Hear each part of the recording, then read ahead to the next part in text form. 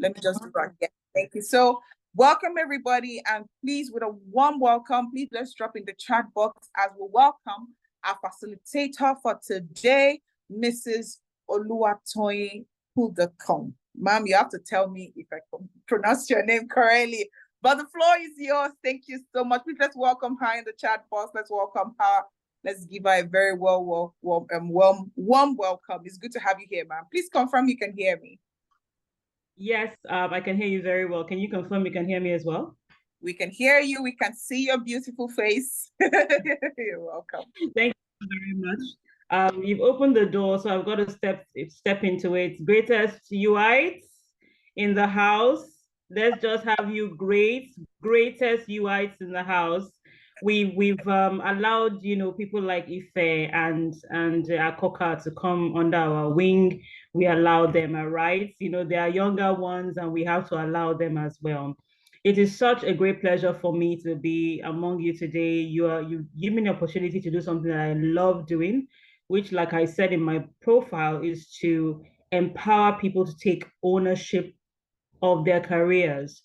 Because I've been an HR professional for a number of years, and I have observed that one of the things that holds people back the most is that people tend to allow others to manage their careers until they come to a point where, oh, I'm frustrated, I don't like this anymore. And so I'm not going to take a decision, to either do a professional course or change my job. And, I feel like I'm showing them that I'm made of more stuff than they thought. I have news for you. You've always been made of more stuff than they thought. But what tends to happen is that we wait for certain circumstances to push us to take certain steps or make certain career moves. And while it's not a bad thing, I mean, as long as the push comes, but sometimes we could have made the most of the times in between. And I'm hoping that the conversation we're going to have today will motivate you, because this is actually something that I think is very, very important that we all know. Can I just ask quickly, can we talk about our years of experience as professionals? The number of years we've been working. Can I have that in the chat, please? I know we've talked about where we're from, but I just want to know how many years you've been working to give me a sense of how to direct the conversation, because we're going to be talking, you and I. You're going to be learning from me. I'm going to be learning from you, okay? I believe so much in reverse mentoring. There's some things I know better than you do, and there's some things you know better than I do. And we can learn from each other to get us to where we need to go. Okay, so I'm seeing some responses in the chat room. I see 10 years, I see 14, I see 6, I see 4, I see 15. Oh, I see fresh graduates. And it happens to be the one that won a prize yesterday. Jennifer, congratulations. This already, sets you on the right course. If you distinguish yourself enough to be winning a prize, congratulations to you. I know a lot of people, those senior ones, they let the younger ones just experience this, So to our seniors in the house, well done to you as well. So we're going to have an interesting talk today about positioning yourself for promotion in the light of, career growth. And I found that topic very interesting, because I find that we conflate career growth with promotion. And one of the things I hope that we achieve in this room today is to recognize that career growth, or I should say promotion, is only one dimension of career growth. If anything else, it's more of an evidence of career growth rather than the whole concept of career growth itself. And I'll clarify what I mean in the course of the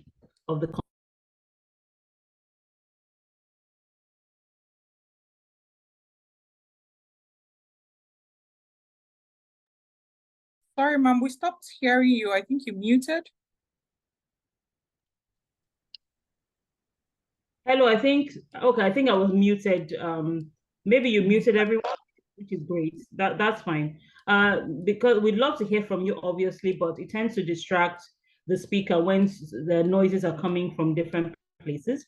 The second thing I would ask is that if you have any questions about what I've said, you could either, I don't know what the protocol is here, Ms. Fumi, is it to ask in the chat or to write it down and then ask in person later, whatever the case may be, but please note the question so that at the end of it, we can now. Yes, ma'am. Once you're done, we'll take questions. So they drop it in the chat box. Okay, fantastic. Because the truth is, I can talk from now till tomorrow, but if I don't address that area that concerns you, then I've not done my job here today. So I will do my best to round up quickly so that I can actually hear your pain points and we can work through those together. Okay. Do I have the ability to share my screen now, please? Yes, you do, ma'am. Okay. And just to note, you wondered the pronunciation of my surname is actually Puddicombe. But the thing about having the kind of surname that I have is when I'm the one being called, there's no doubt about it that I'm the one being called. So however it's pronounced, I usually understand that I'm the one they're referring to. And there have been many, many iterations of that surname. So it's something that we have just accepted as our lot. So give me a few minutes while I share, get my screen running here. Let me.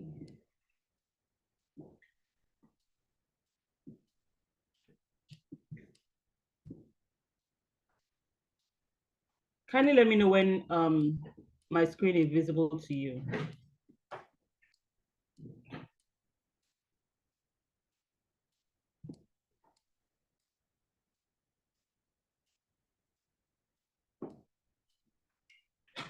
Can you see my screen yet?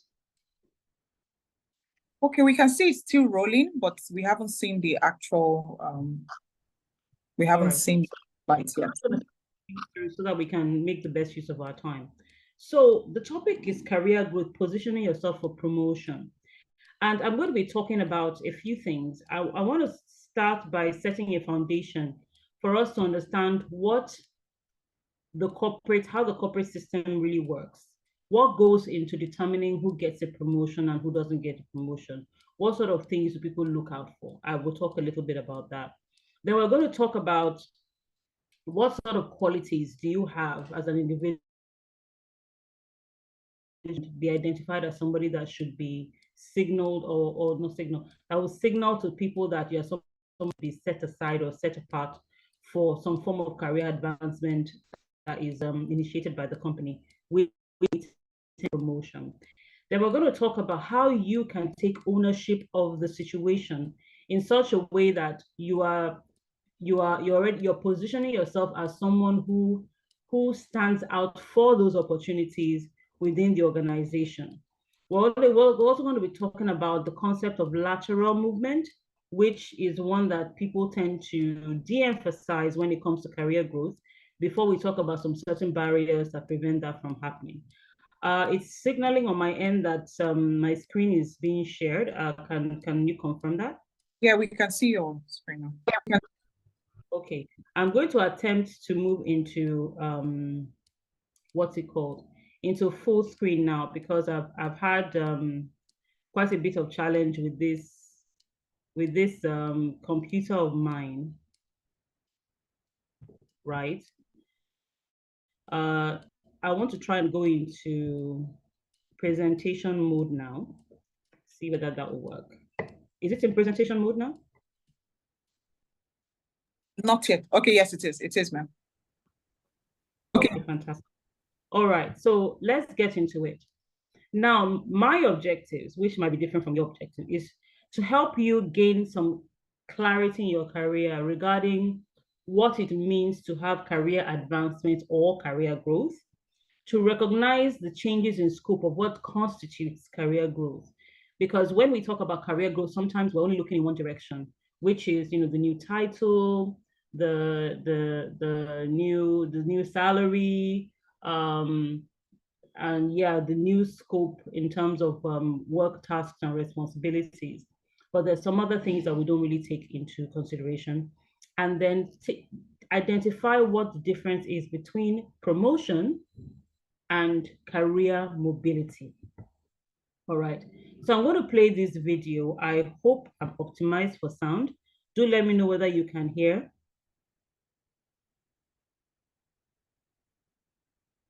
Oh, it's telling me I can't play it. Oh, oh, oh, this is not nice. Because I tried it before I came on and it played well. I'm reading, I can't play the media. Okay. So essentially, let me try and summarize what the video is about. Some of you might know this lady. Her name is Loie Whaley, and she's a very popular content creator on TikTok, Instagram, YouTube. And essentially what she does is to highlight some things that are done at the corporate level that seems to be unfair to the employee. I don't know if you've come across this stick figure cartoon where a lady called Veronica, is being, having conversations with her manager, and her manager is asking her to do one thing or the other, and then Veronica sort of gives kind of like a snappy comeback, and people tend to cheer on Veronica. It's very entertaining. But part of the thing that tends to happen is when you watch videos like this, and I really feel quite bad that you can't, I'm unable to play it for you for whatever reason. These sort of interactions tend to position the relationship between the employer and the employee as purely transactional. And while there's a transactional dimension, we have to recognize that things have shifted a little bit away from that, where you have concepts of, oh, let's be an empathetic HR, and let's be, HR, put the H back in human resources. I'm sure we've heard that one time and time again. It has fueled perceptions of HR as being this sort of demigod sort of person who feels that, everything starts and ends at my table. I have power over the employee, and as the representative of management, I can do and undo, and I'm the one that determines whether or not people get jobs. In fact, I have a box of jobs in the corner of my office that I hand out freely to people that I want. So when people reach out to me and they say things like, oh, help me get a job, oh, I need a job, give me a job, etc., etc., etc., and you don't give them what they believe that you should be able to give them, they get a bit frustrated with you and get upset with you that, why aren't you doing this thing? Why aren't you giving me a job? And the truth is, it doesn't work exactly that way. Well, I'm not here to defend my profession, at least not in this session, but I want to give you some insight into how things work so that you may be able to get a bigger perspective or a better perspective of why some certain things work the way they do. Now, don't get me wrong. I'm not here apologizing on behalf of my colleagues in the profession. Neither am I saying that the organization's intentions are always altruistic. But the better we're able to understand both the business side and the people side of things, the better we're able to work more harmoniously in the workplace. Now, let's understand a little bit about the corporate system. First of all, what is this thing called the corporate ladder? The corporate ladder is like an employment hierarchy in the company, right? Where you're moving from the lower levels to the top level. There are actually people who start with an organization and work their way to the top, becoming CEOs. There's a lady called, I think her name is Carly Fiore or Fiora. She used to be the CEO of HP. She was a presidential candidate in, I think, 2016. But she's no longer working in HP now. But she actually started at the front office. She started at the front desk and rose through the ranks to become the CEO. So there are people like that climb up the corporate ladder. But you see, the thing is this, right? The corporate ladder is available really for anyone. However, the individual employee's preferences, career plans, and goals play a very important role on how far they climb up the corporate ladder within an organization or what their desires are in terms of career growth. Because what suits your lifestyle and your career goals are different from what suits my lifestyle and my career goals. And we can both get what we want within the organization, but it doesn't look exactly the same way. And I'll talk a little bit more about what I mean by that. Now, typically, and I want to get a little bit academic when it comes to what constitutes how jobs are evaluated now. Businesses tend to follow what we call the value chain, right? Imagine your typical business in the, let's say, the pharmaceutical industry. You have the business wants to make medical medication available to the customers, right? There's a value chain that takes. So you have the person who starts the business. He needs to have suppliers who supply him the goods, right? The medicine, right? Or if he's a manufacturer, he's the one that manufactures the drugs. So from the factory to the pharmacy, there's a process that happens. Once they do the packaging, they do the warehousing, they get to the wholesalers sell to the retailers are now the ones that deal directly with the consumers.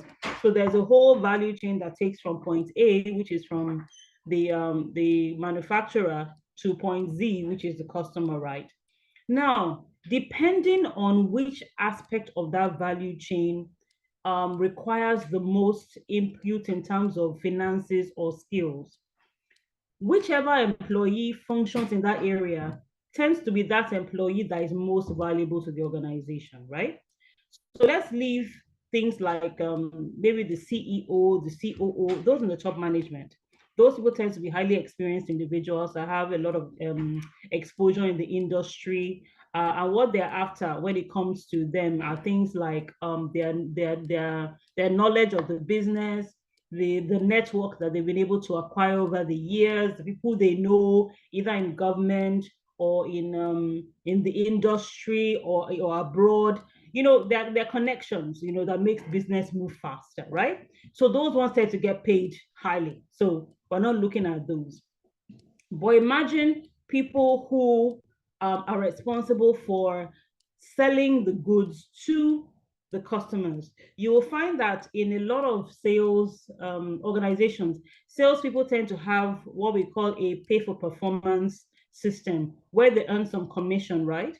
There are some that have full commission, and there are some that have maybe some guaranteed pay and then some commission. Are we together? Can I get a sense from the chat room or from somebody just talking to let me know that you understand what I'm trying to say in terms of the value chain?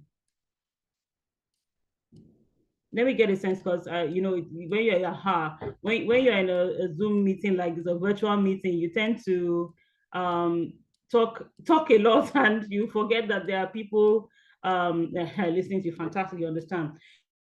So depending on where you fit in that value chain and how that affects the business, that determines your worth to the business, right? So if you have people like the head of sales, for instance, who is responsible for moving the goods and earning the income that drives the business, you'll find that such individuals tend to be paid a whole lot of money, right? Because not only are they largely responsible for the income or the revenue of the business, they also are privy to detailed, classified in some cases, information about the business that they don't want it taken outside of the business to, you know, maybe a competitor or something.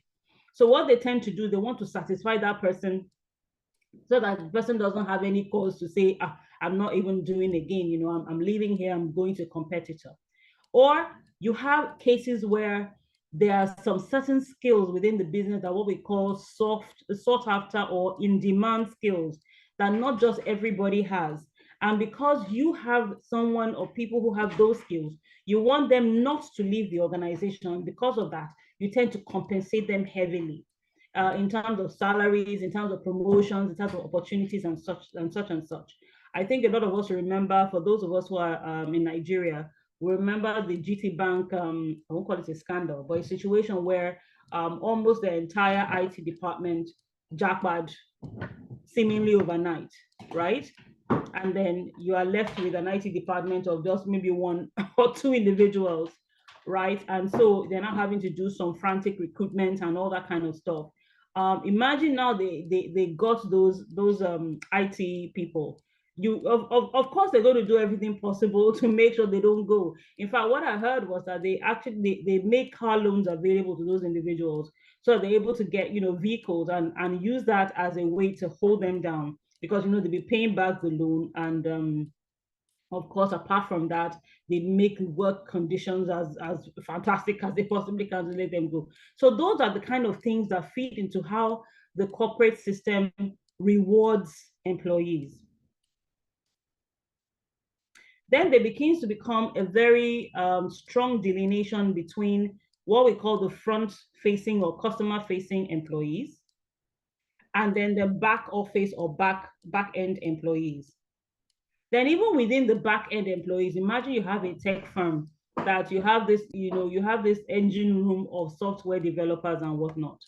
Those are the lifeblood of the nature of your business, the business you are in.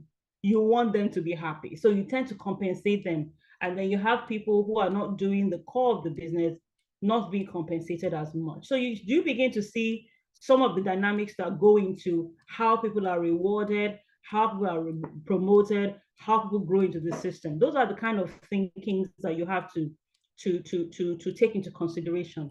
Now, so if you as an individual, right, who is not maybe a salesperson, or you're not in the core of the business, want now to be recognized or promoted or whatever, you now are faced with, okay, let me think of what is my game plan. How do I make myself so valuable to the business that nobody's going to be looking at whether or not I'm front office or back office, whether or not I'm core or I'm not core or non-core, whatever the case may be. I make myself so indispensable to the business that I'm recognized and I'm given promotions and opportunities to advance. That is now the question you have to now ask yourself. So when you don't get the promotions or the salary increases that you want, the question now becomes, how do I go about doing that? Okay. And that is what we want to address here today, so that we get ourselves out of that mindset of, oh, only the favoritism. I've heard that so many times because of my career. Some people are favored, and that is why they are the ones being rewarded with promotions and career advancement, salaries, whatnot. Some people are just favored. They don't like me. They only like some certain people. Am I speaking some people's mind? Be honest. If you've thought about it before, let me see your hand up. Confess. Or maybe you don't want to. But you see, these are the sort of things that people tend to think about. There's also the aspect that comes to things like networking and how you make yourself visible in the organization. That also happens, because the truth is that whenever promotion time comes around, there's some conversations that happen, in the back doors or whatever. Hey, somebody is being honest. Jare, my sister or my brother, James, my brother, is the truth now. They've heard. They know it. I value your honesty. That's the truth. And that is some things that we don't recognize, that, oh, that is why I'm saying that people are being favored, because I don't understand how things are. Now, there are people that make a point out of being visible. And when I talk about visibility, I'm not talking about eye service. Eye service is a separate thing altogether. These are just people that recognize the value of highlighting their efforts or their achievements within the organization. So when it comes to promotion time, they become top of mind for whoever it is that is making those decisions, right? In those cases, we now start yelling things like favoritism again. No, it's just some people know how, in quote, the game is played. And let's not have no doubt about it. There are politics within the workplace. It's just the nature of the workplace. And the higher you go, news for you that are looking for promotion, the higher you go, the more of it you're going to encounter, and the better adept you have to be in navigating those politics, right? My husband used to share with me, one of the places he used to work, there was a particular lady that always made sure that there was no meeting that they had where she did not say something, as if she just had to, her voice would be heard. In his own estimation, sometimes what she would say would maybe to just repeat what somebody else had said, or put together what several people had said and repeat it. But the fact is that she made it a point that there is no meeting we're going to have that I'll be in where they will not hear my voice. And do you know what? Because of that, she created this perception that she was this go-getter, this focused, driven, and knowledgeable staff, that the promotions came, the opportunities came her way. Was she competent? I guess she was competent enough, but the effort she made to be noticed actually did get her noticed. So those things tend to happen as well. So if you're one of those people who say, my work will speak for me, guess what? Yes, your work will speak for you, but you know what else can speak for you louder? Your voice. Your voice can speak louder for you than your work will speak for you. Please feel free. If I'm saying something that makes you want to say, when you're in church and the pastor says something that you want to say, amen, or you're right on, pastor, or whatever, just let me see your reaction, your thumbs up or whatever. Go ahead and express it. Because this is one of the things that frustrates me a lot about employees. They don't want to make the extra effort, and then they expect you to do the work of recognizing them, getting them noticed, pushing them forward when they don't take the trouble to do that. And I really hope I'm hitting people the right way here. I want to hit you, but I want to hit you the right way and inspire you to say that, you know what, from today, I'm going to take ownership of my career. I'm not going to allow someone else to determine how fast or how high I rise within the organization. And if I do notice that I'm taking the right steps, I'm making the right efforts, legitimately and with integrity, and I'm still not getting what I want, then I may have to now ask myself, will this serve me better somewhere else? Okay. And then you can also start talking about how when am I, planning my exit and whatnot. All right. So to make this point here, right, apart from the civil service system, there are few occasions where people work from the bottom to the top nowadays. In fact, you have proponents of things like change jobs every 2 years, because it's going to mean that your salary will increase.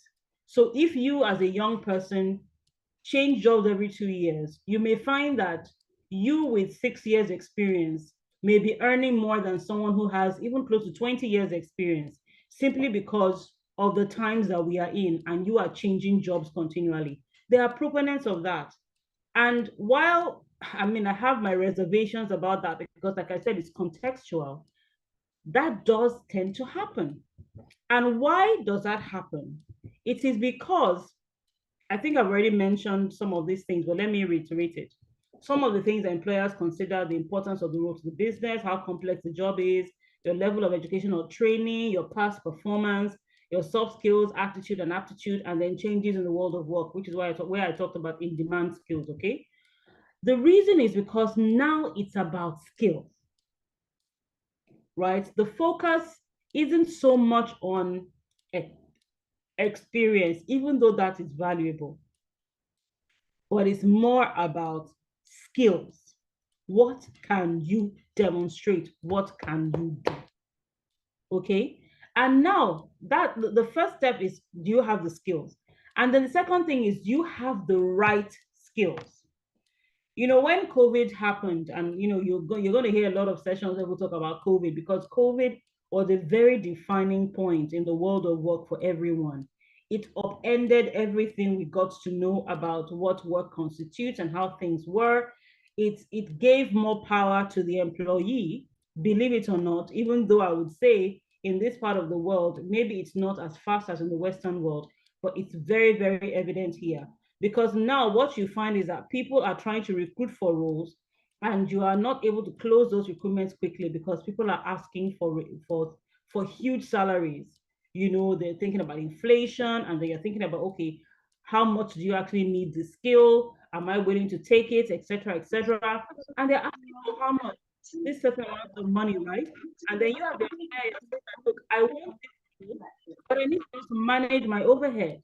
Because if I'm bringing people and paying them this huge amount of money, how am I going to sustain the business, right? This may even skew my whole pay plan. I've had people say, oh, I want whatever it is that you budgeted for the role, when you're talking about the salary. The truth is that it's not every company that has huge budgets for roles, which is why sometimes they like using your old salary as reference point, but that's not this conversation today. So it's about the skills, right? And then the right sort of skills. Now here you find the World Economic Forum top 10 skills of 2025. You will see that. I'm so sorry to interrupt you, ma'am. But I looked at the charts, like the slides are blurred, and I'm looking at them. They actually are blurred. I don't know what we can do about that. I'm going to stop share. I'm going to reshare. Right. Let me do that. Okay. Why they're blurred. The only thing I can think of is what's it called? Internet connectivity. It could be that my bandwidth is low. If you don't mind, maybe I can go up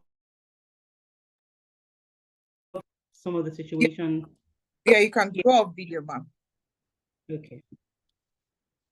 So while we are now trying to, get things back online, I hope we're beginning to understand some things. I hope some light bulbs, metaphorical light bulbs are shining over people's heads. They begin to understand how those things work. And I'm believing that based on that understanding, you will be able to,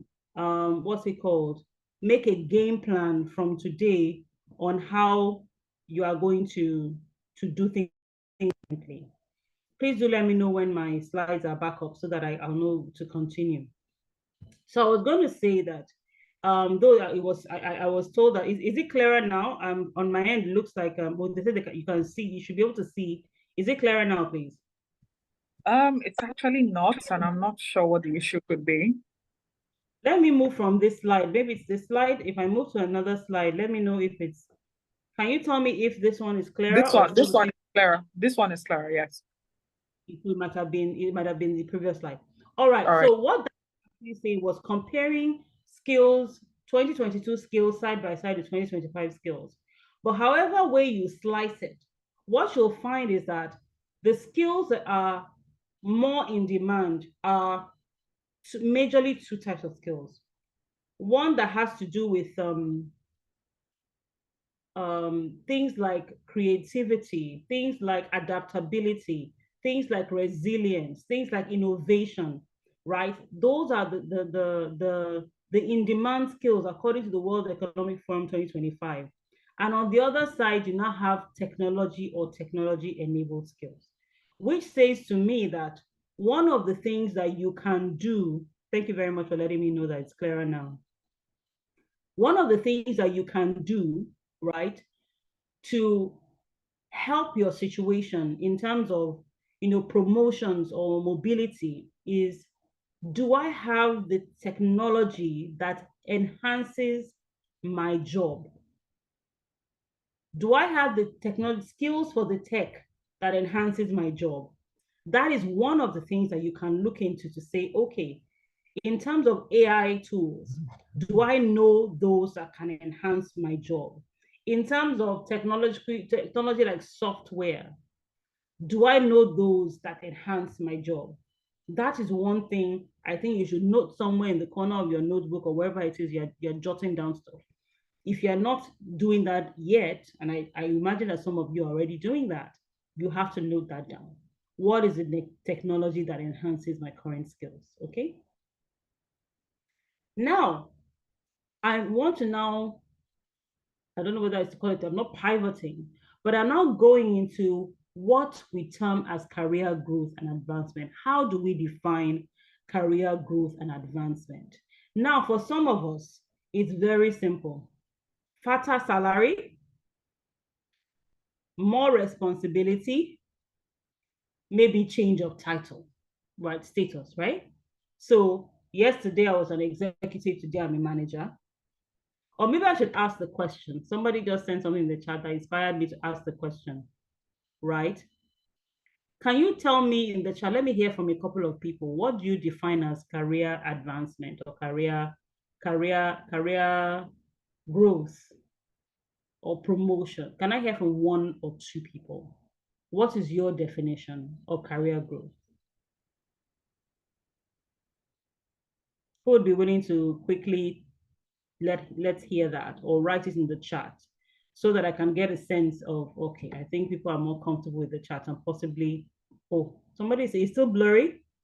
Okay. I hear increased pay, more relevance, increased influence. Thank you very much. Can you confirm to me, are my slides still blurry?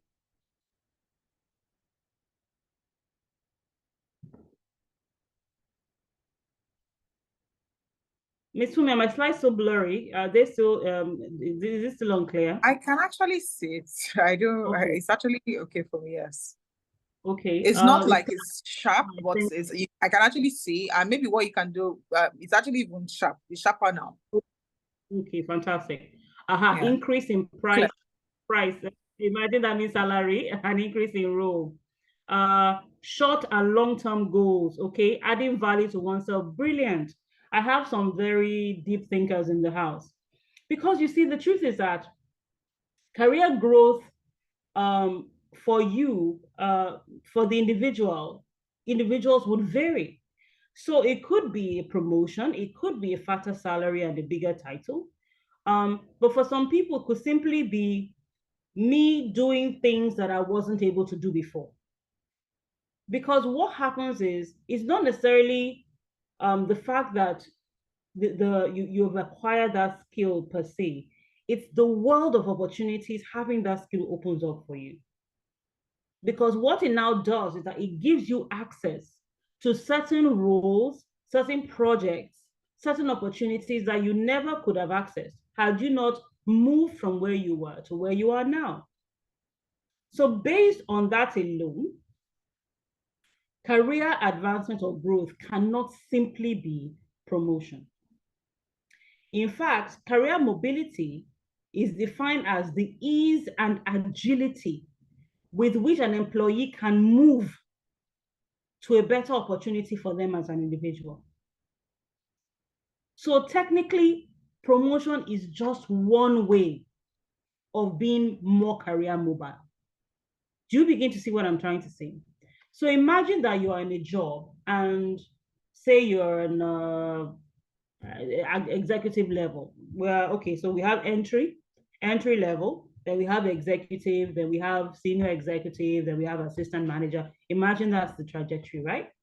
And then at an executive level, which is just one step up from the junior or entry level, you are invited to be part of a team, a think tank, right, towards developing a new product for your business.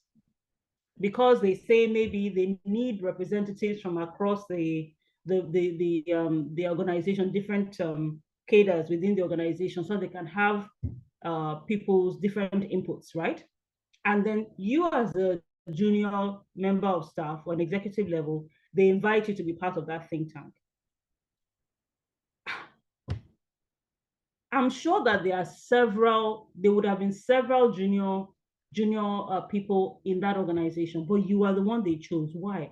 Because they recognize something in you that has set you apart from everyone else at your level, to give you access into that sort of place where you are now sitting face to face, nose to nose with people at senior executive level, people at management level, people at top management level, maybe even your MD is in that think tank.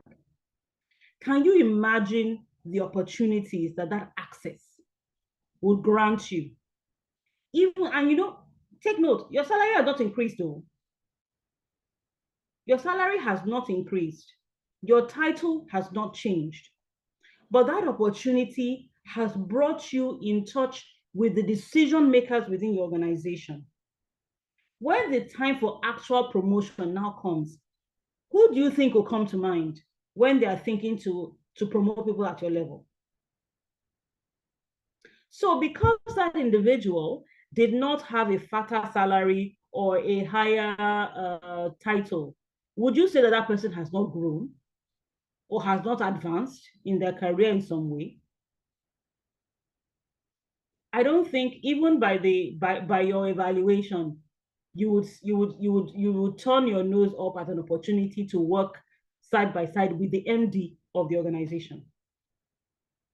So we as individuals now need to talk to ourselves and say to myself that, okay, the way the marketplace is now, the labor market, let's put it that way, is now is people are still switching jobs. You understand? They're still moving, people are still moving from one place to the other, right?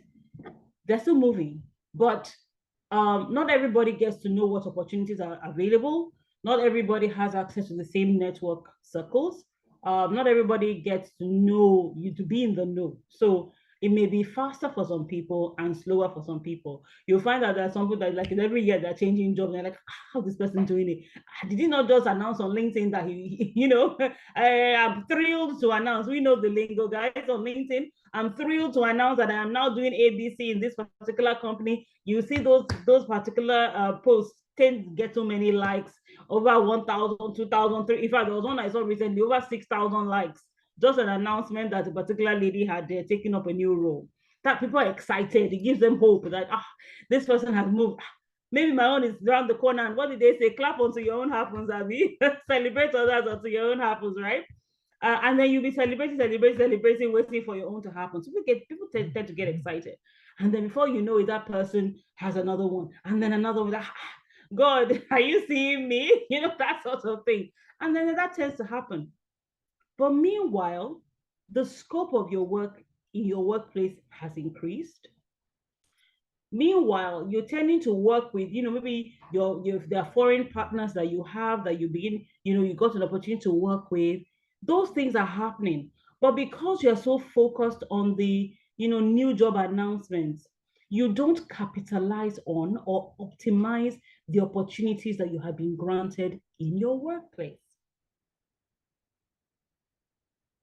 Right? So sometimes your career mobility or career growth is not only vertical, sometimes it is lateral. And that involves an expansion of your responsibilities, right? So if you can see my screen, I don't know whether you can see this one because it seems to me like it's the pictures that tend to be the culprits when it comes to blurring and whatnot. Instead of going straight up in traditional view, you have the reality of you are not going straight up. You are still going up, but in a more indirect manner. So then imagine I'm in company A, I'm at the level of assistant manager. Company A is paying me, say, 300,000 naira.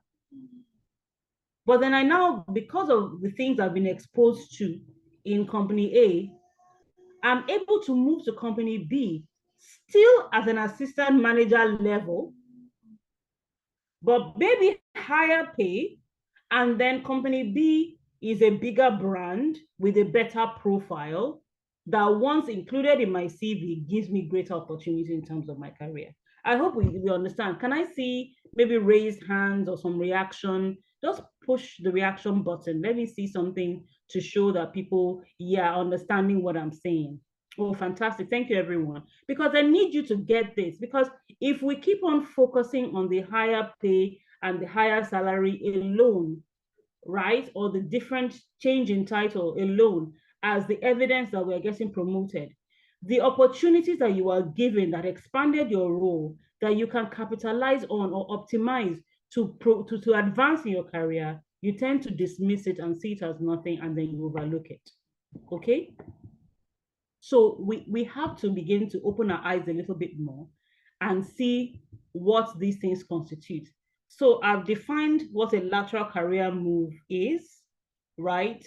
Switching a job that's on the same level in the chart, organizational chart, similar pay, to the one you already have. So you're moving from assistant manager in one place to assistant manager in another place, but it might be, like I said, a bigger brand, more pay, that sort of thing, but still at the same level.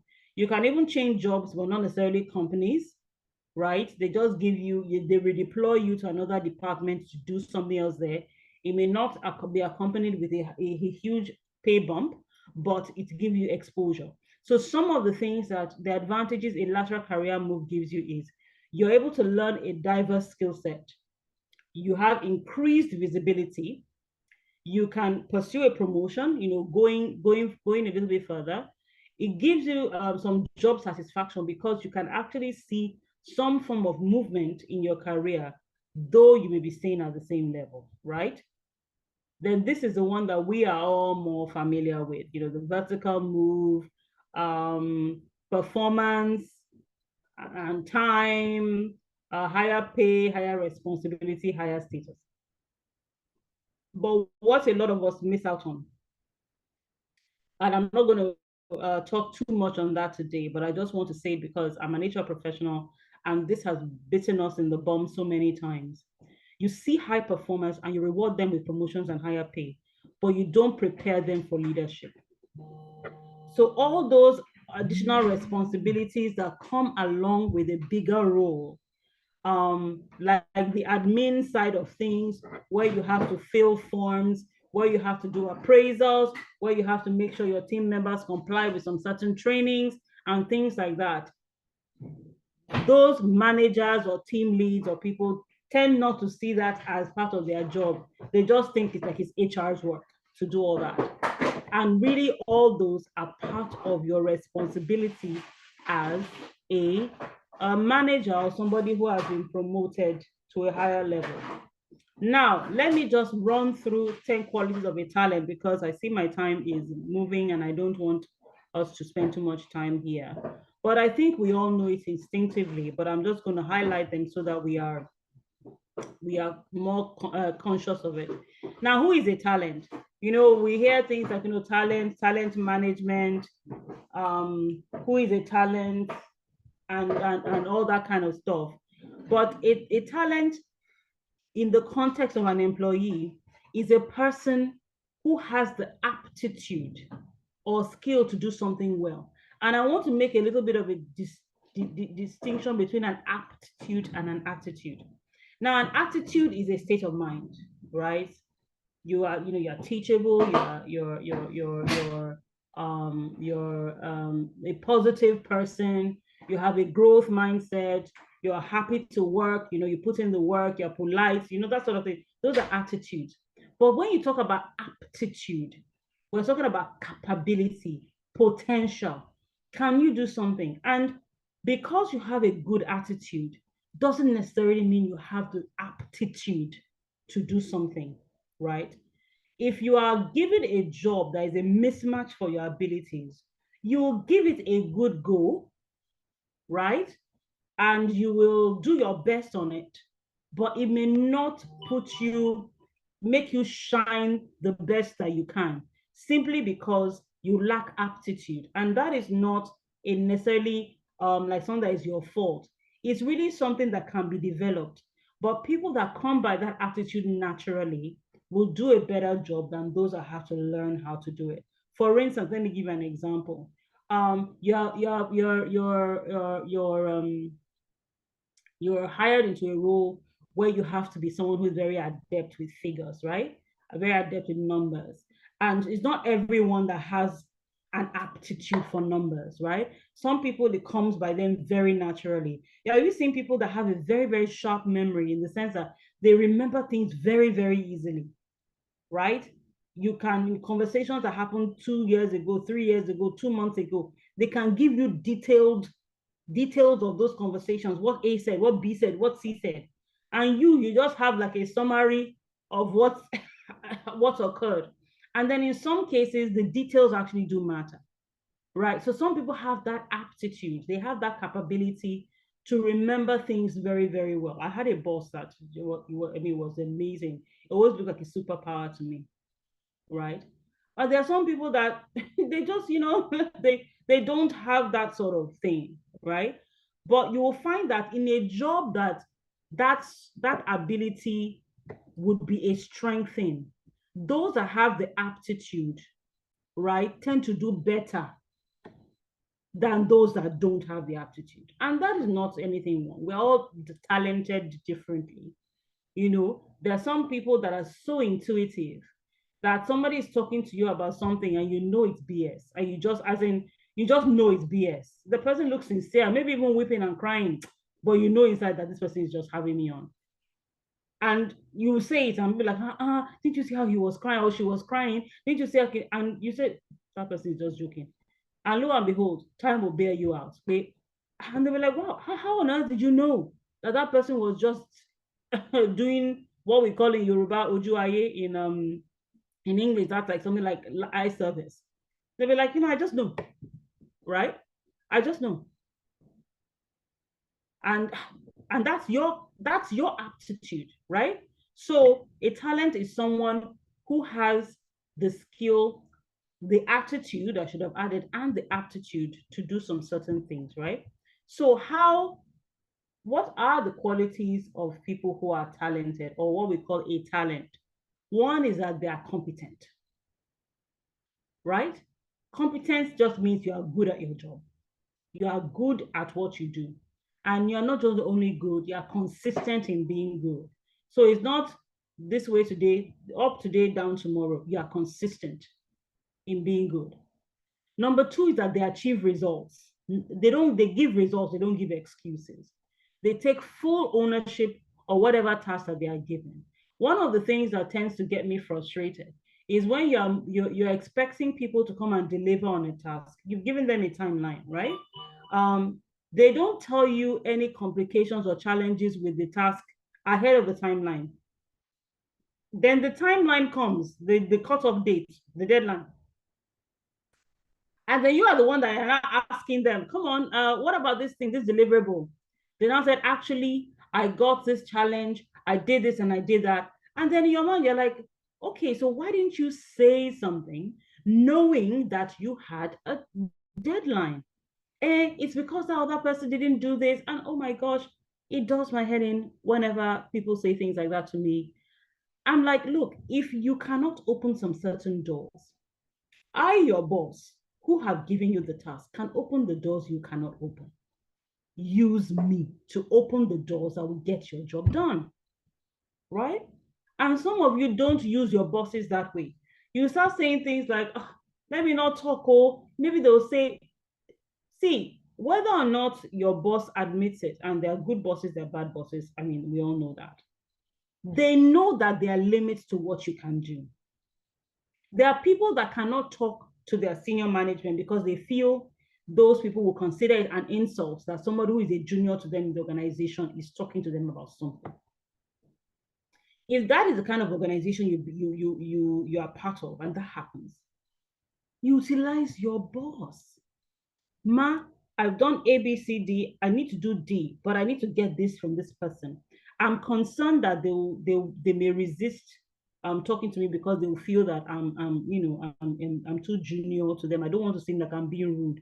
Could you please help me ask Mr. This or Mrs. That to do A, B, C, D?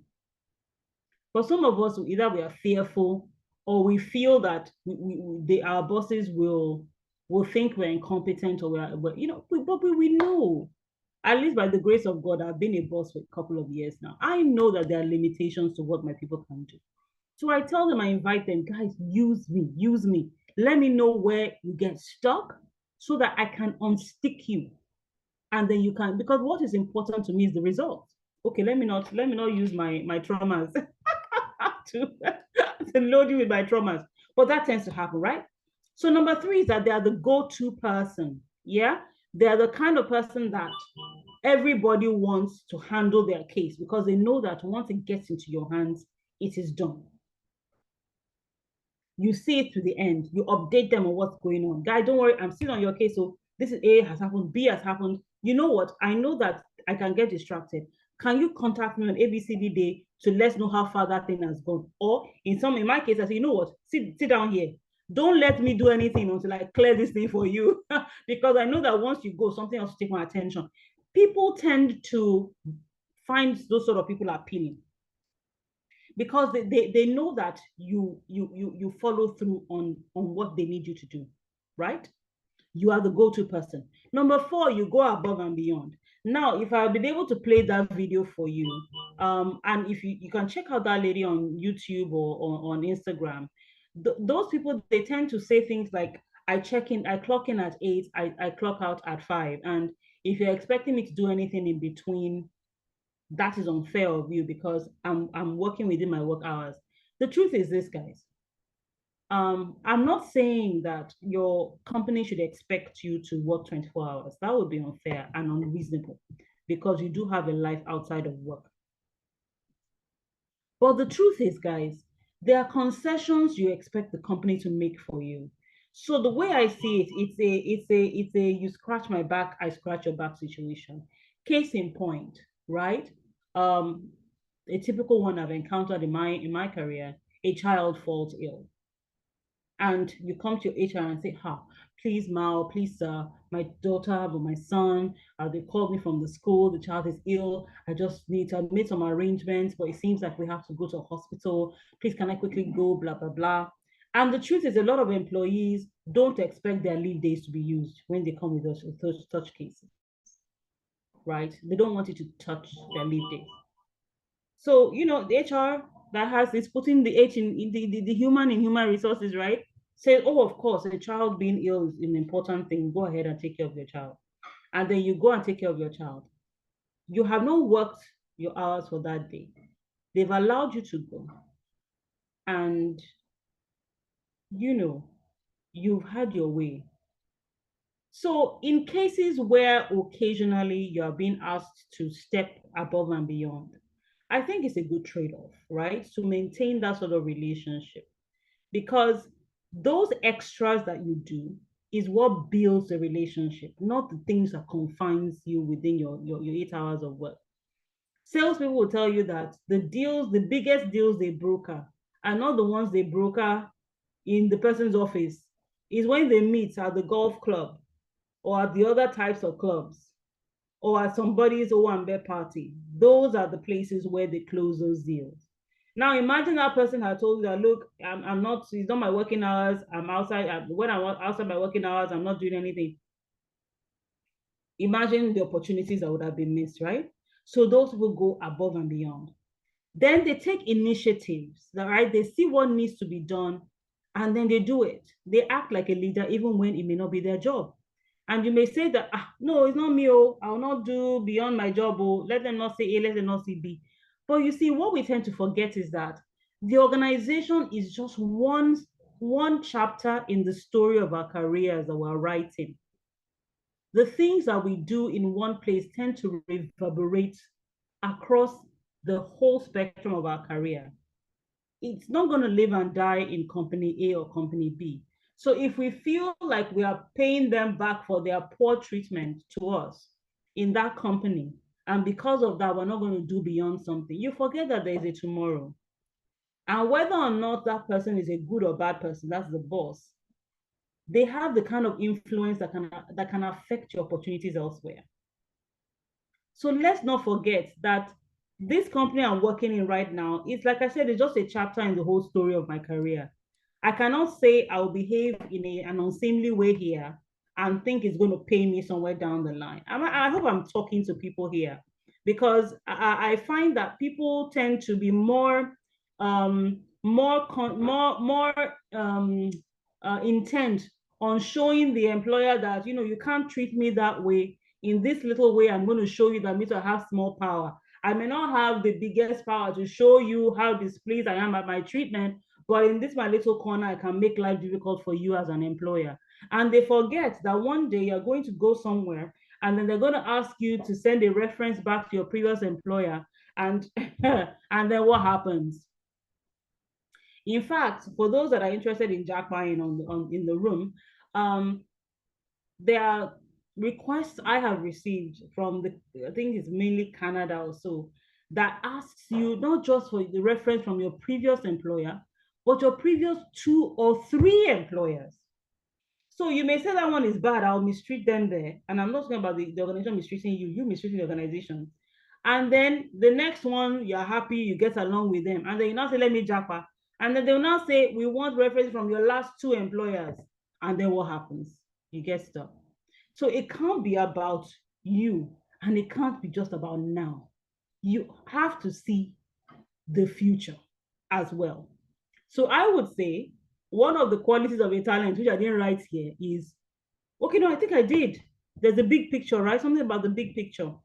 Let me see. Yes, they see the big picture. They don't narrow their view to the here and now. They see tomorrow, right? And then the other one that I just skip by is they're self-motivated, right? They are team players. I think we've written it enough in our CVs. I don't have to explain what it means to be a team player, because in our CVs, everybody is a team player, right? I work well in a team, correct? React now. Let me see. Let me see. React now. I work well in a team. I'm a what's that? I'm a self-starter. What are those other cliche ones that we write? So don't let me talk too much about teamwork or team players, because I think we all know what that means. They have integrity, right? The same integrity that a lot of organizations put in their core values, and they don't show that same integrity. Not that type of integrity though, right? Please stop putting it to my dear brother or sister that asked me the question. Leave team play out of it. Demonstrate. When you're talking about your achievements, you can now talk about how you worked with the team. But those skills, I'm a team player, please leave it out. And then they build good habits, right? Because it's what you do in your everyday that reflects in your life over a lifetime, right? So you are constantly examining yourself, your habits, and how to build the right ones that position you for success or promotion or career mobility, whichever one you call it, right? Now, let's talk about planning for progress. Are we gaining some value here? I need some reactions, not in the chat now. You know that reaction button where you have the smile, you have the hand clap, you have the thumbs up. Let me see a thumbs up, everybody. If you're guessing where I'm going, if something is touching you, has pricked you in one corner, as when you say, I actually saw a in the chat room. It's like, let me rethink this thing. Oh, let me see those reactions, because I need you guys to leave here making one, if it's just one decision, right, that changes how you've been navigating your career so far, that will position you as an outstanding talent from here, then I think my job has been done. Now, let's talk about planning for progress. What are the things that we should do to get us to where we are, to that point where we've positioned ourselves to be promoted or to be noticed, to be recognized, to be set apart, whatever it is we want to call it, however it is we want to describe it. Number one, have a plan. Have a vision, have a plan. Now, what a lot of us tend to do is that we, like I said in the beginning, we leave the things to our HR or whoever is in charge to handle, right? We leave it to that person. They're the ones that will tell us when we'll get more money in our salary. They're the ones that will tell us when we get promoted in their policies and whatnot. And we just let things coast. And then when things are not moving the way we want to, we now start getting grumpy, we start getting disgruntled, we start getting resentful, and we feel that the organization is our enemy. But like I always tell people, you know, my profile, I'm very big on taking ownership of your careers. The organization is not your mommy or your daddy, right? They don't take over where mommy and daddy left off. The organization is a business, is an organism, is a growing concern. And if cutting you off or letting you go makes the organization survive, they will do it. They will do it compassionately, they will do it remorsefully, but they will do it. Why? Because it's more important for the organization to survive than for them to keep you on board if they don't need you. That is what we call the school of hard knocks. And we need to take that on board. Does that mean they don't care? No. Please don't get me wrong. Don't get the sense I'm saying the organization doesn't care. But sometimes you have to consider the many right? Rather than the few. So one staff that weeps and cries and moans and tells me their life story in their office, because in my office rather, because they're being fired, I may feel compassion, I may even weep with them. But if they need to go, they need to go. What I can do is make every provision for them to have a better opportunity going forward. So we're talking about things like capacity building, if I can, references by the organization references, and then personal references, if I can, introducing them to potential employers, if I can, keeping the doors of communication open in case they want to talk, or in case, I can help or support them, giving them invitations to maybe free sessions like this that I facilitate, or any other one that I know of, connecting them with recruiters. There are things that I can do to support their going forward, right? But if they have to go, sadly, they have to go. That is how the business works, right? But so you need to have a plan, right? Identify your specific career goals, determine the greater milestones you need to meet and the smaller steps you need to take. Study the company dynamics and understand what gets noticed, because you can work hard, but work hard at the wrong thing. You're not working hard at the thing that matters to the business. You're working hard at what you think should matter. Now, there's got to be a balance between the two. So if I'm working at an organization now and I feel that I need to be this kind of person to the employer and to the employees as an HR person, that's great. But I also need to think, what does my boss or my CEO want to see from me? So and you can have the employees may love me, but my guy is saying, this lady is not doing what she's supposed to do. So of course we have to balance the two. Okay. Number 2, keep networking. It's not that you get into the new job and then I am now finally out of that organization A, I am now in organization B, this is my dream job, yada yada yada, I can now relax. No, you can't relax. You've got to keep networking. All right, so I recently changed jobs a few months ago, and the job is very demanding on me. My time, it affects my family, etc., etc. But then, I have all those other projects that I work on, right? And I had to put a couple of things on hold so that I could adjust to my new business, my new job rather.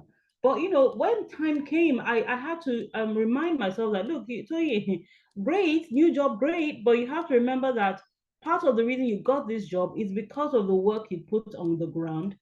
As we say in my native language, you literal translation, you poured some water in front. It's like you made things better for you in the front, which is why you're able to get some certain opportunity. If you now say because you've got this opportunity, you're not going to stop doing that, then you're doing yourself a disservice. So by all means, take a bit of a breather after you get the new job, but keep networking. If you're a LinkedIn person, keep doing it. Just give yourself a manageable schedule. If you used to do 3 posts a week, turn it to 1 post a week or 1 post every 2 weeks until you can get your footing in your new job. Yeah, but keep networking. Number 3, keep learning.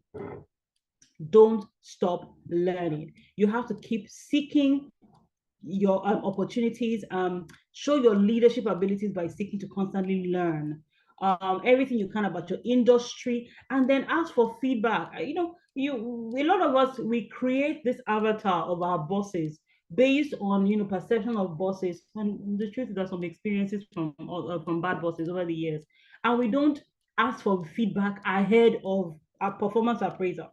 By the time you have your performance appraisal season, it's too late.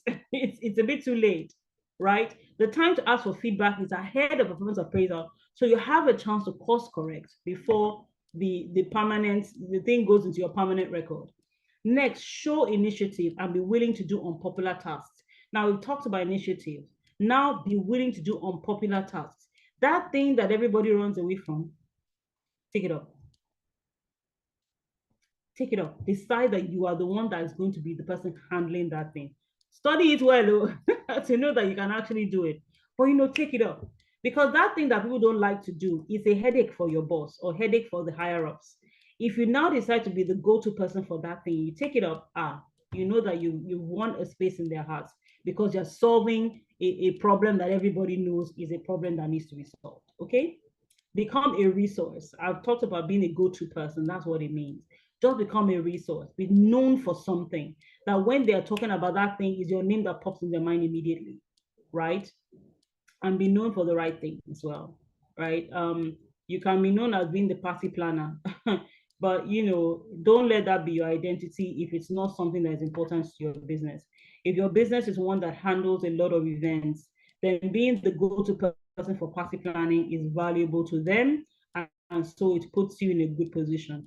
But if that's not the core part of your business, and they do you as the party planner, it's just a fondness, so it doesn't contribute to the business. So if that's what they know you as today, something that is not core to the business, then you have to reintroduce yourself to them as a person of value. Okay? Then present yourself to the level you aspire to. If you're the kind of person that wants to be in an executive role, a leadership role, you have to look the part.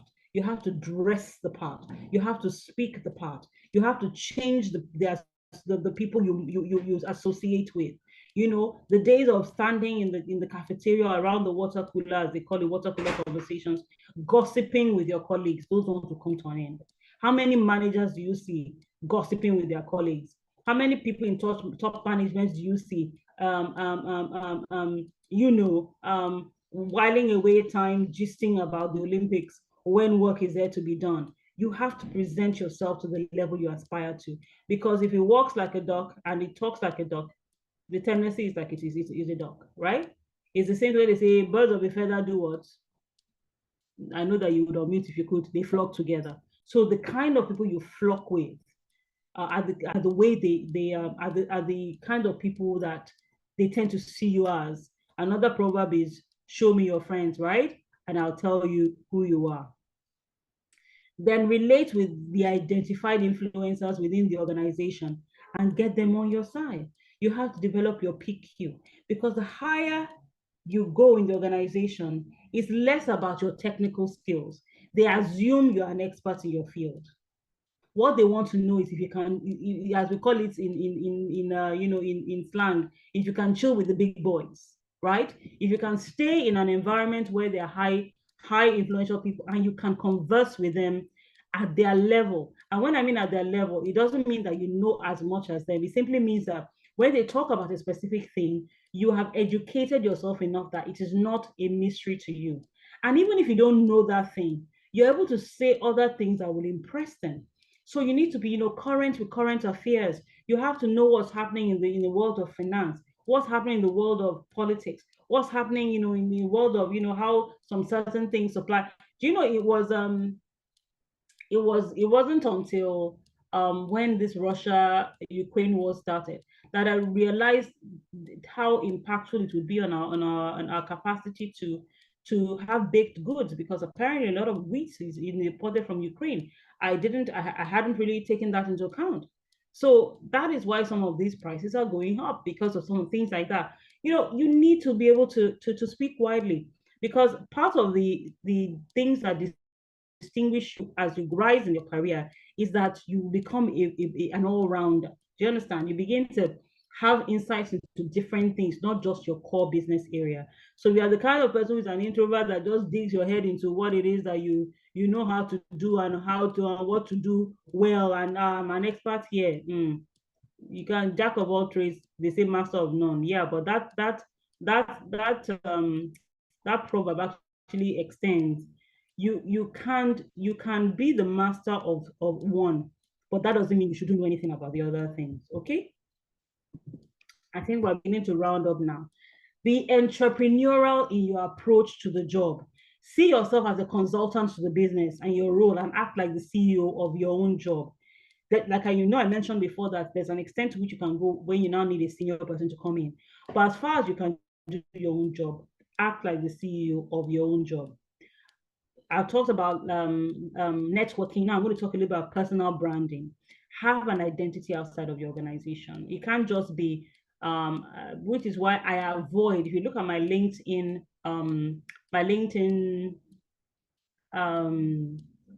headline, you're never going to see the name of my organization there, except it's like a big brand. You know, if I work in Microsoft or Google or, you know, those big brands, trust me, you'll see it there. But it's strategic. It's not because I'm boasting, it's because I want to get the notice of certain people, right? So have a brand for yourself personally outside of just your workplace so that they know that when it comes to some specific areas, this is your niche. And so when opportunities in those areas come, they get to you, right?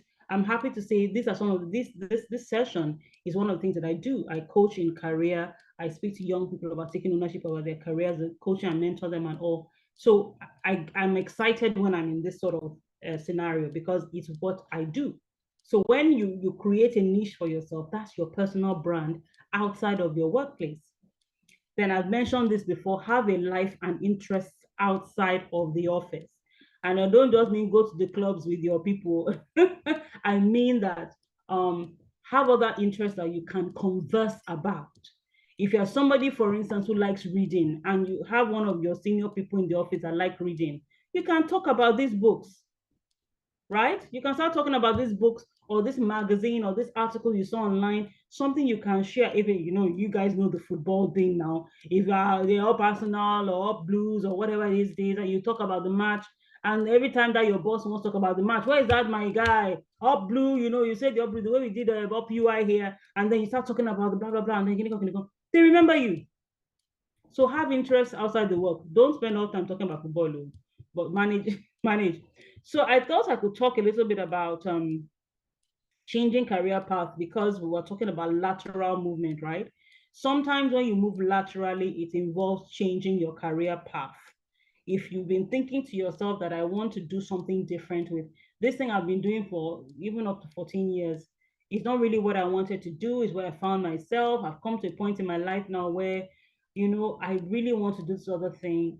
Sometimes getting into that place, even if it's at a lower salary and a lower role, it's growth for you because it's aligning with your goal of switching careers. But I'm not going to talk too much to that because there's a whole lot that goes into this, and I don't want to take up too much of our time. We don't have a lot of time, so let me go through that. And if we ask questions, then I'll be able to address that. Okay, barriers to moving up the corporate ladder and how to overcome them. What are some things that we that tend to stop us? There are some that are internal or self-inflicted or external results of other people's actions. Let's talk about a few of those. Now let's talk about some that are internal. One is that you are too comfortable where you are. You are happy. I mean, this place where you are, you know it, you've lived it, you know how to find a way around it. And thinking of going to do something else that you don't know just scares the living daylights out of you. So how do you address this? Acknowledge it. Remind yourself of what changing position will do for you. Don't let that comfort hold you back. If you need a coach or somebody to keep you accountable, by all means do it. But the joy about it is that it's not something you do all the time. Once you focus your energy to getting it done when you need to get it done, then you can relax a little bit because you've expanded your comfort zone now. And you can, you know, sort of rest, take a bit of a breather before you start thinking about what the next step is. Number two, you are confused, you know, or you were confused. And then maybe now even after several years on a specific role, you now think to yourself, okay, I want to do something else, right? So you have to step back and consider your options. Don't stay back on your current, where you are, and think through what you want to do and then do it. Number three is that you don't take credit for your achievements. And this is a big one that we don't have time to get into today. So many people who I have coached have achieved people achieve things on their job, but they don't recognize that it's achievement, or even when they do, they feel a little bit immodest to blow their trumpet. You have to blow your trumpet. It's like I said about that lady that said that, you know, she must say something in every meeting. Let them know what you are doing, right? If you want to take it up upon yourself to talk to your boss about, you know, your work so far, do it. Please, Matt, you have a few minutes. Just want to tell you a little bit about what I'm doing and get your your insights on something else. Those conversations that you initiate helps your boss see that, okay, this person not only is taking ownership, but I have a sense of what they're actually doing on the job now, and they're not just sitting down and watching YouTube or Instagram on their computers or phones. You get what I'm trying to say? Another thing that prevents you that you do too much at once. When you are doing too much, something will suffer. All right. So instead of doing a mediocre job at every task, pick up. You can get a system, all right, to prioritize so that you do each task excellently. Another is that, oh gosh, there's so many and I need to round up. So you are not focusing on the right relationships. We talked about the importance of networking and identifying influencers in your organization. So I'm not going to go into that again. You are living by your job description. We already talked about that. People that don't want to go above and beyond and just want to keep everything status quo. You're being given feedback. You're not taking feedback because you feel the way the feedback was given wasn't palatable to you. And we need to, and that's where maturity comes in. Let's listen to what is being said, not how it made us feel. Okay? I just sense somebody needs to hear that. Listen to what is being said, not how it was presented, how it made us feel. Because if there's value in the feedback and we're upset about the way it was given, and then we don't change, it keeps holding us back, right? You listen too much to the opinions surrounding you, and that is, some work relationships that are necessary but can become unhealthy when it starts veering into things that are not productive to the work. Okay, so you have to cultivate an attitude of gratitude. I'm sure I'm going to share some portions of this slide, so I guess you can go through it. Another thing is you're not striving for new skills. I think we've talked about that extensively. I'm not going to go into all that, but you have to look at where you want to end up. Look at what you need to get there and map out a plan that will take you to that place. And finally, you cannot quantify your results. You cannot measure your results. I'm doing so much, but I cannot say that this is what I did. People, I've seen CVs where people just throw random, oh, I reduced this by 10%, I reduced that by 25%, but you can't show it. There's no evidence to show that this thing was actually reduced because I don't know points, where the takeoff point was and where the end point was. So you need to start keeping what we call not a gratitude journal, though that's important, an achievement journal. That when you get things, you're commended for things, you achieve things on the job, note it down in that journal or note it down on your phone, like you have a page or a portion of your phone where you write these things down. So when it comes to your appraisal, you can say, I did A, I did B, I did C, and people can see that you indeed did those things, right? It is not being immodest or tooting your own horn. It's being factual about the things you actually did. Thank you so much for your time. I know I have to rush a bit towards the end so we could close and have time for Q&A, but I do hope with these few points of mine, I've been able to convince you and not confuse you that you need to gain clarity on what constitutes career advancement to you. You have to be able to recognize those opportunities that don't look typically like a promotion so that you can optimize them and you can use them to gain grounds or traction in your career. And you can now make one or two plans on how you can get that to happen. Thank you very much. Ms. Fumi, over to you. Thank you very much. Wow. The risk of sounding like a siren, as they say. Please, can we drop it in the chat box and just say a very big thank you to Madam Toyin. Invited her for this session. When I did, sorry, can you still hear me? Okay. When I invited her for this session through a dear friend of mine, I didn't think she was going to come with so much, because this is completely free. See everything she's shared so far. Someone was asking in the chat box, how much do we pay for this? I'm sure if we were to put an amount to what Madam Toyin has shared today, it would be in the hundreds of thousands. So please, let's appreciate her. Thank you so much. Yes, I can see the comments. Thank you so much, ma'am, for this very packed session. In fact, I think even though I'm the organizer, I'm going to come to you because there are some things I need clarification.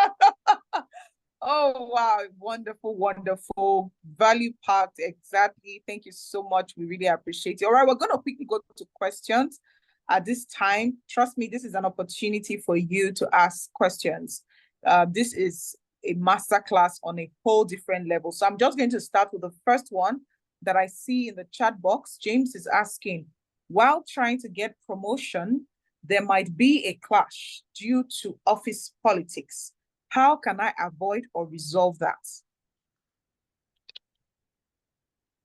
So you can't avoid it. Let me just settle your mind. You cannot avoid it, right? Because as human beings, we have our self-interests.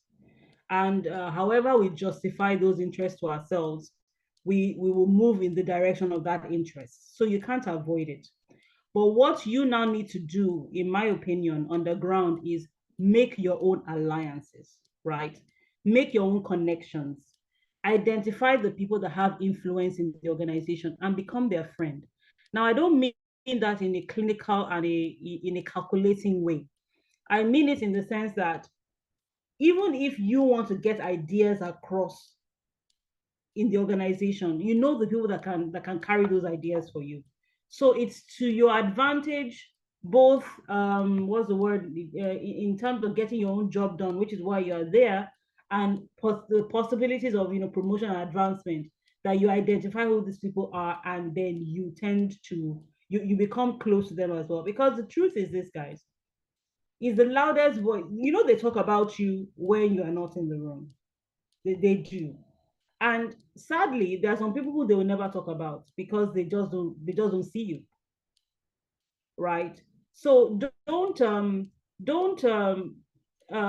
be quiet in the sense that you just say, let me just come do my work and go. Some of us have worked in certain organizations for a long time, but we still can't say that we have relationships with the movers and shakers.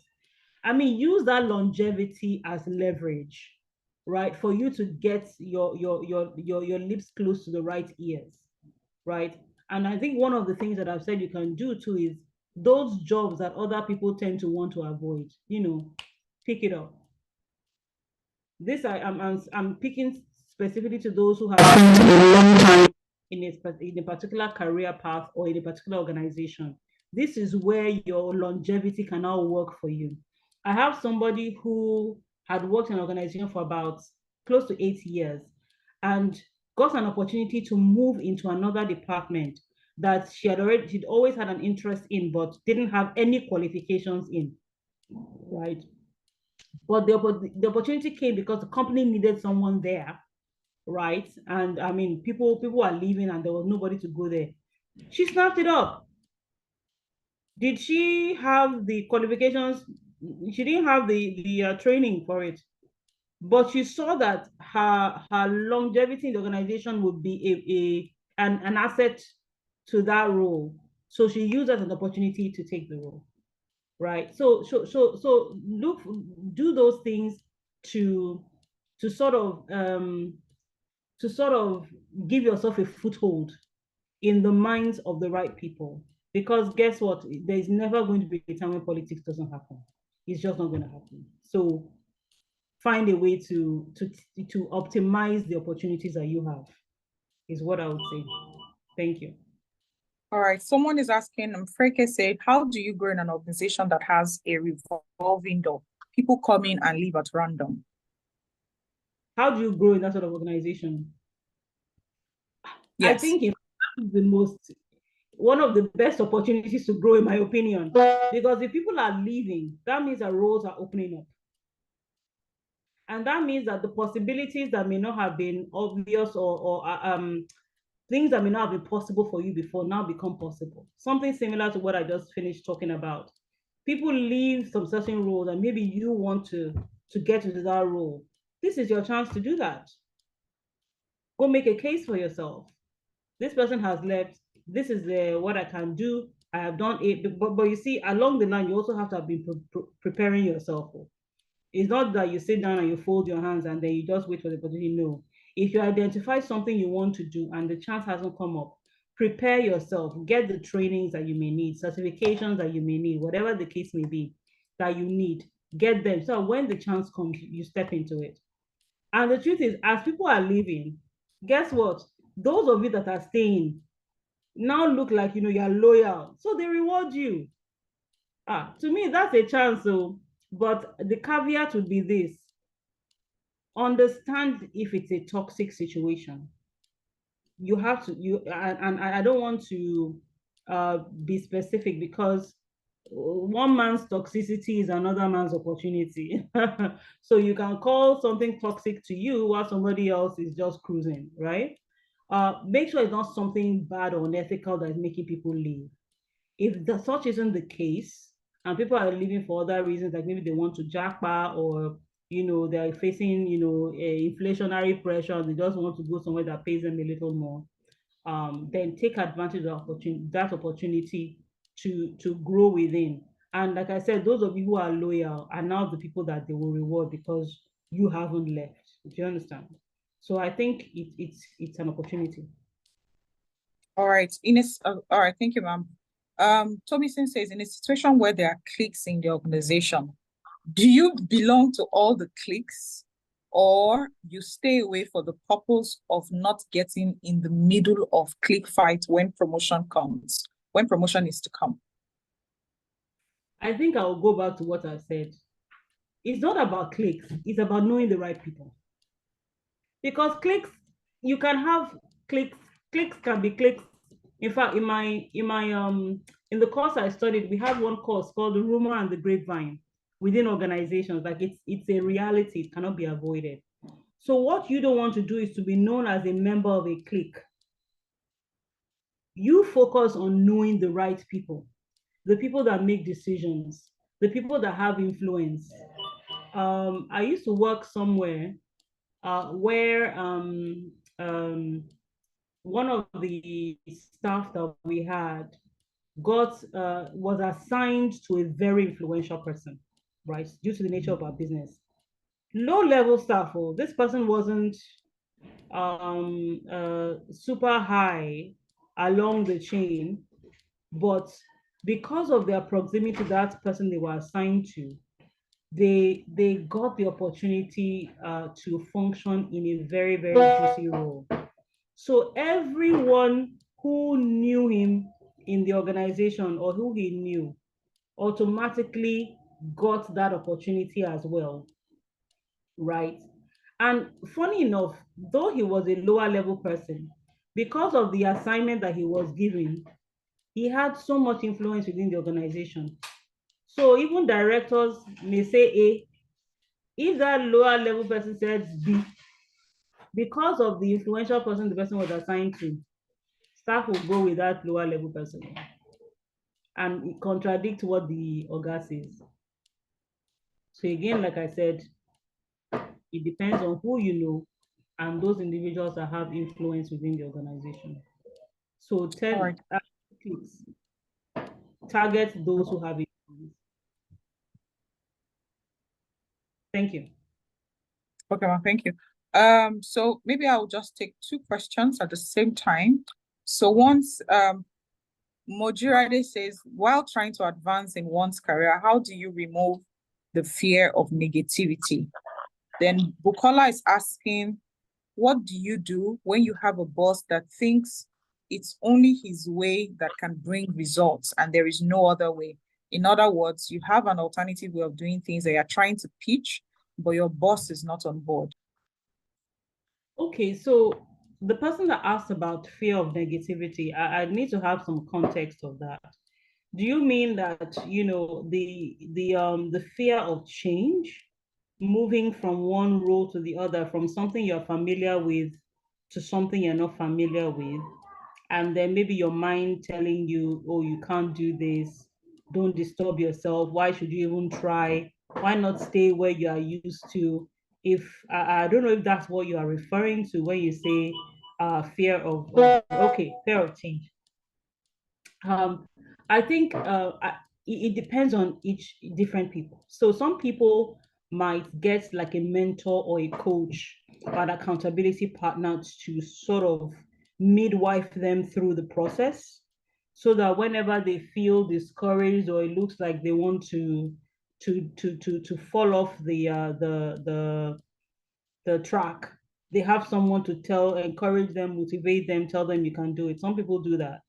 Other people just sort of they map out, like I said, a path, and then they kind of take off the milestones as they achieve them. So what that does is that you have a beginning and you have an end.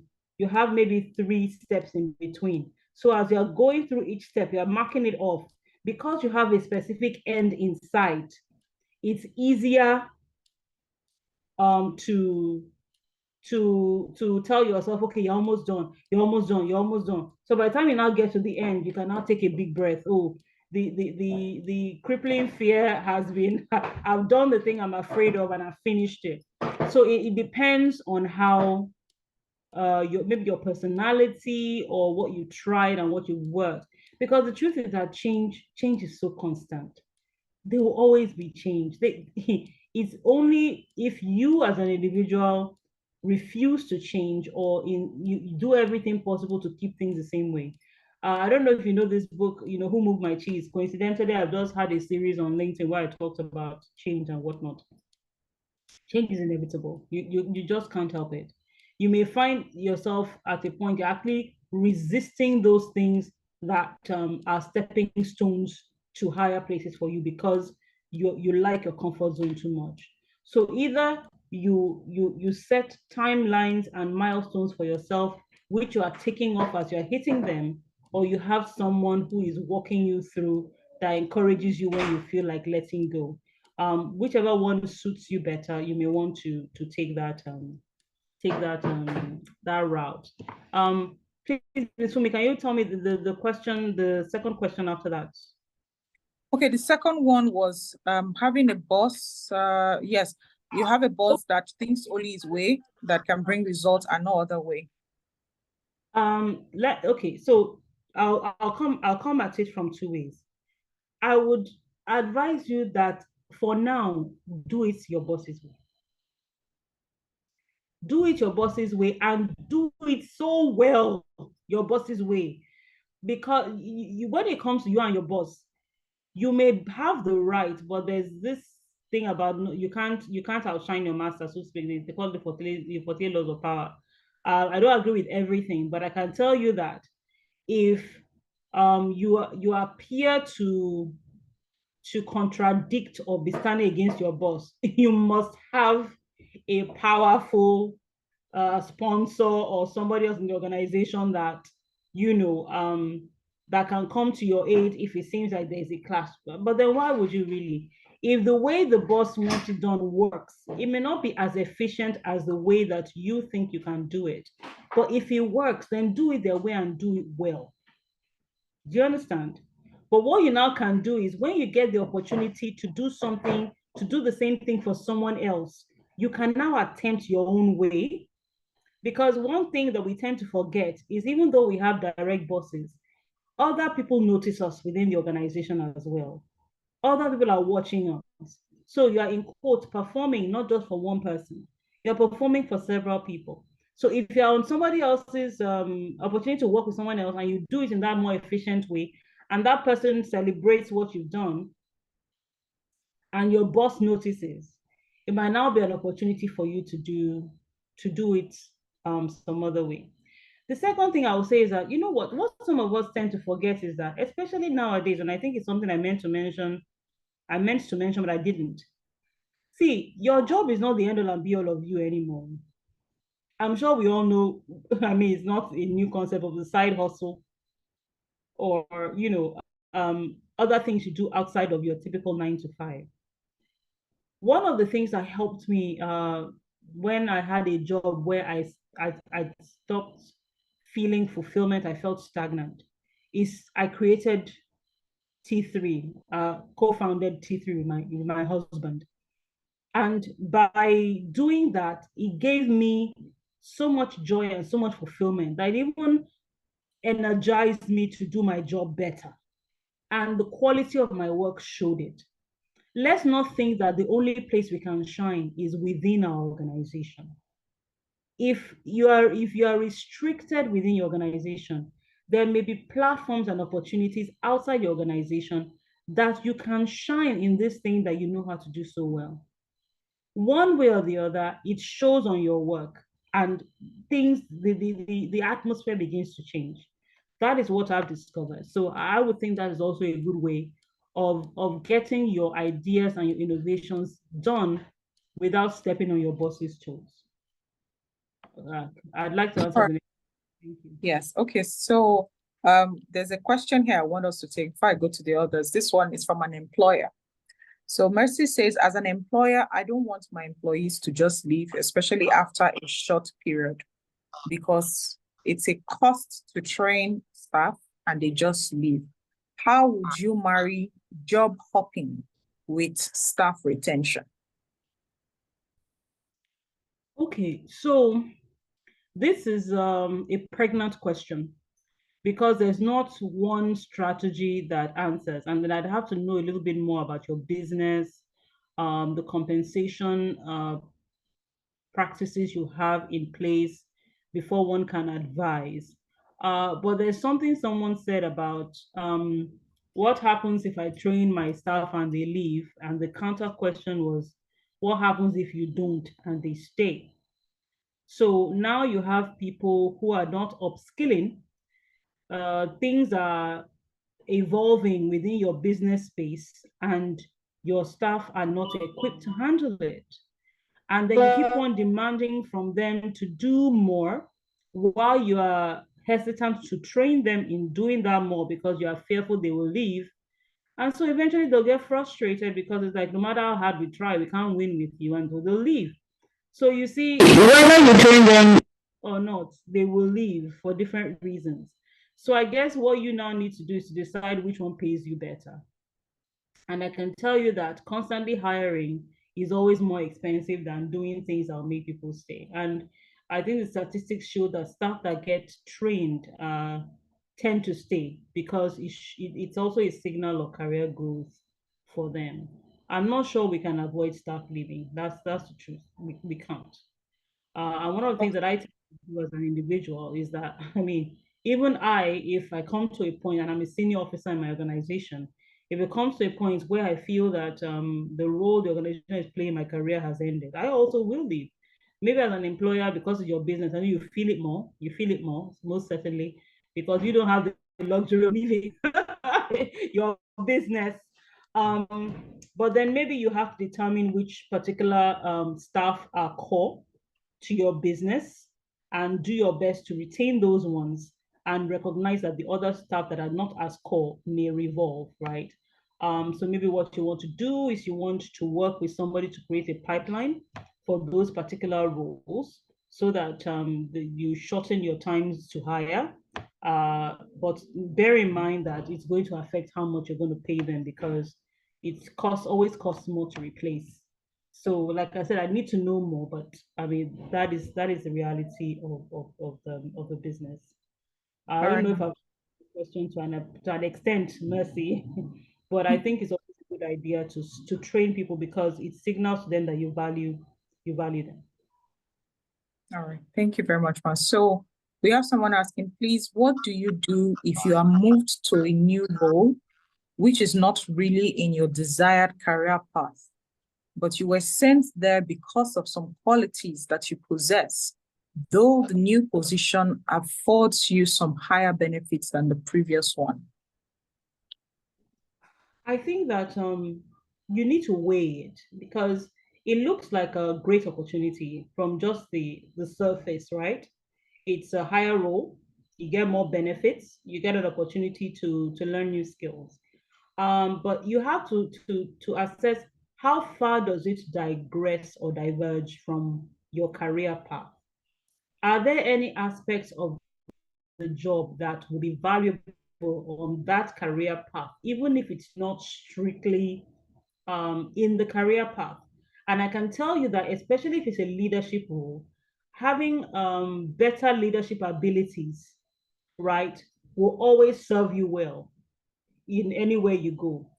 And it demonstrates a versatility about you that will be attractive to any other employer that you are pursuing on the particular career path you want.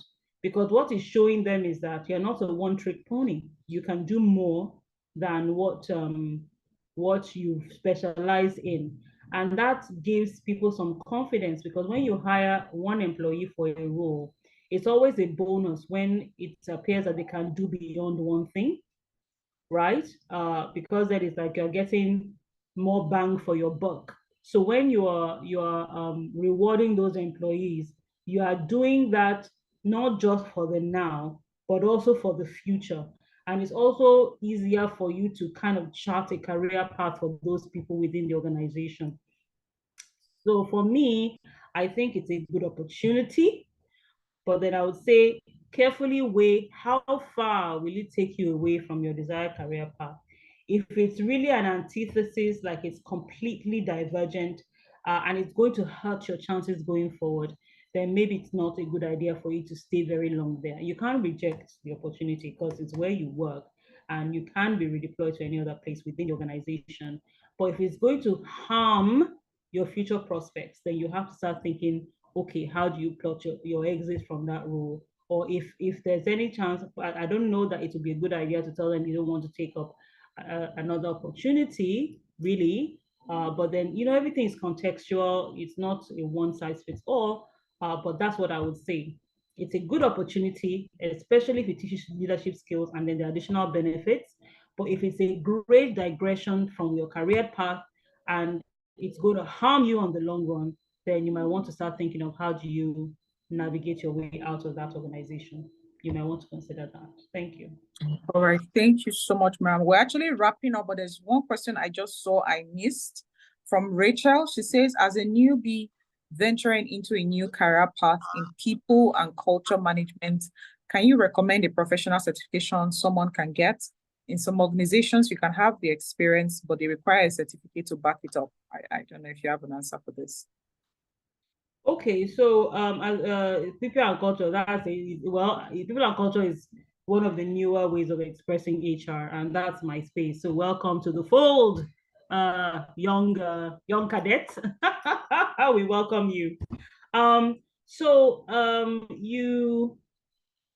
My preference would be start with the known, work from local to international. So start with CIPM. Be an associate of CIPM if you're not one already. That will be a good place to start.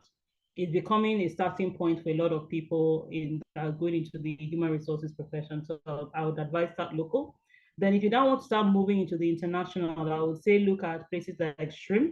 That's Society of Human Resource Managers. SPHRi is internationally known and it's relevant and recognized in many countries in the world. So SPHRi would be what I'd advise. Then you have SPHRi, which is based in America, recognized in a few countries in the world as well. But SPHRi is wider because they've been in existence, for a longer period. And then there's another one called CIPD, Chartered Institute of Personnel Development, which is a British-based one, which is also well known, has been around for a long time as well. But I would say if you're going to start with CIPM. Then you might now start thinking of more specialist HR roles, like, if you want to go into recruitment, there's one that's specific for recruitment. You want to go into training and development, you have NITAD.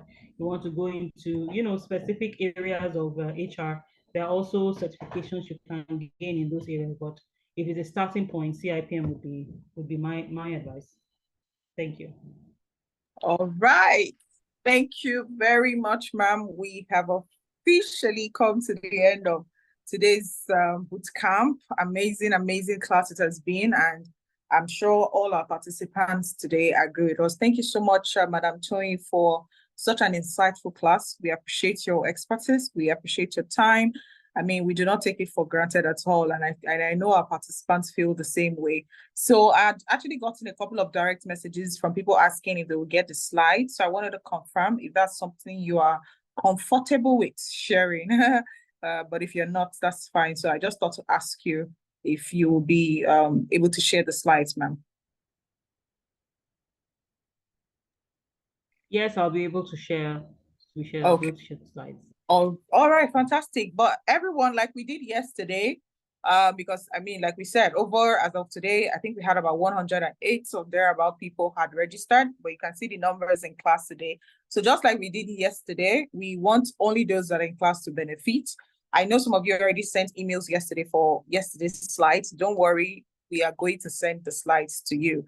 But if you want today's slides as well, please reply the email or send an email to, let me even drop the email again in the chat box for those who came through somebody, just like a couple of you said yesterday, and we will send the slides. Those of you who requested for yesterday's own, if you're also requesting for today's own, we'll send both together. For those of you who just want today's own, we'll definitely send it. So please send an email as you did for those of you who were in class yesterday. For those who were not, please reply the invite you got and request for the slides. You can also send the email. I've dropped it in the chat box requesting for the slides. So with this, we have officially come to this weekend's boot camp. Remember, please don't drop your emails in the chat box. Please follow the instruction as we have said. Send an email to the invite that you got. If you did not get an email invite, please send it to the email address I have dropped in the chat box, which is myleapsinc@gmail.com. Just send an email there requesting for the slides, and we will send you the slides. Please don't drop an email because we will not pick your email from here to send it to you. Our facilitator has dropped her contacts. You can connect with her on LinkedIn and other social media. It's right in the chat box. So please reach out to her. Our LinkedIn is very packed and it's something you want to definitely connect with her there. So please feel free to do that. So we'll see again next weekend, Saturday and Sunday. Again, it wants us to be packed. And if you're yet to register, for those of you who came without registration, please do so that you, I can see some of you already sending email for slides. Please keep it coming. So if you're yet to do that, please do so that you can get notification of the next boot camp. So it's every Saturday and Sunday throughout this month of August. So our next session is next week, Saturday. So look out for the details of the facilitator. And somebody is asking for, I can see the replay. Just send an email. So trust me, we want those of you who were in class, who sacrificed the time to be in class, to benefit from this. So we're not sending it to just everybody. So thank you all very much. Again, Toyin, thank you so much for your time. We are deeply grateful. And I mean, I'm almost feel like inviting you for something else again. But this was so packed. All right, thank you everyone. So that we don't overstay our time, we have to wrap it up here. Thank you and have a wonderful, wonderful evening. Please be sure to follow we've created our MyLEAPS initiative pages. It's on LinkedIn, it's on Instagram currently. So please do well to follow it on both pages, and definitely other opportunities will be posted there as well. So thank you once again, Ms. Toyin, for your time. Thank you everyone for joining. And we'll see you next weekend, Saturday and Sunday. Have a wonderful night, everyone. Goodbye.